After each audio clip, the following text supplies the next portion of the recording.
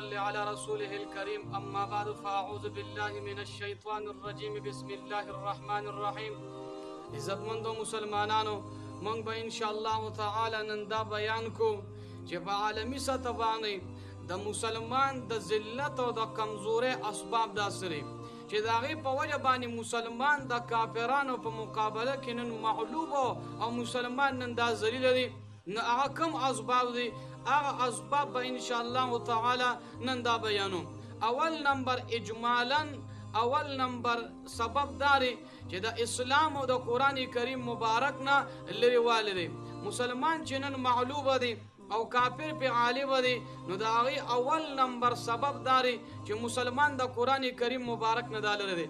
کو په قران کریم مبارک باندې د عمل کو نو مسلمان به بیا غالب یو کافر دا به مغلوب وي او مسلمانان په قران باندې عمل نه کوي. کو په قران وته دا وای چې ګوره په قران کریم مبارک کې الله تعالی د خويندو اسم ذکر کړی، نو بیا د خلق په قران باندې عمل نه کوي. دا چې ډیرو ځایونو چې قران کریم مبارک ته وکتل شي، نو په قران کریم مبارک باندې دا مسلمانان دا عمل نه کوي. نو چې په قران باندې عمل نه کوي نو ځکه مسلمان نن معلوم او کافر په عالم وي. او دویم نمبر دارا چې مسلمان نن به اتفاق کوي، دا به اتفاقی د وجنه مسلمان نن معلوم دي او کافر په عالم وي. ته وګوره کافر غیر ملکونه چې هغه څومره دي هغه ټول اتفاق کړي او فلسطین والا سره دا جنگيږي. او نن چې مسلمان دی نو مسلمان یمن والا او قطر وغیرہ دا یو ملک نیم صرف هغه سره دی. مسلمان کې نن هغه اتفاق نشته، او مسلمان کې اتفاق راغی او په اتفاق باندې د کافر سره او جنگیدو. مسلمان با عالم وي او کافر دا به مغلوب وي. نن د دې وجه نه مسلمان نن دا مغلوب وي. دا دو سبب شو. دریم نمبر سبب داري چې نن جهاد مسلمان پرې دی.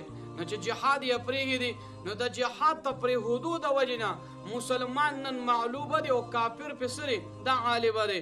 هر سړی دا وای کو جهاد کې لړم شهید بشمه، کو جهاد کې لړم مړ بشمه.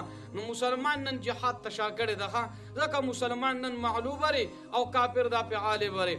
او څلورم نمبر د دنیا حرص او لالچ پس مسلمان نن ورپسیری. دنیا چې کم حرص دی او کم لالچ دی مسلمان هغه پسې د اخرت ته نه ير دی.